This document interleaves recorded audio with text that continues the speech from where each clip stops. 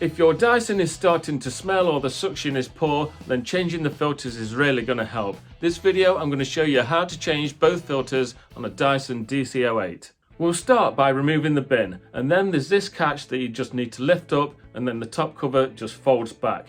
Inside here you've got a pre-motor filter. These can really affect your suction. If they're blocked, they act like a barrier straight in front of your motor, especially on the yellow one. You need to be able to see daylight through this mesh bit, and if you can't, that's going to be a serious loss of suction. So anyway, you're going to put your new filter in. It goes sponge side up first, and then the lid just closes until you hear it click. Now for the other filter, and that lives underneath the bin. If you just pull this tab back here really carefully, because they can be a bit brittle, and then you can lift the cover off.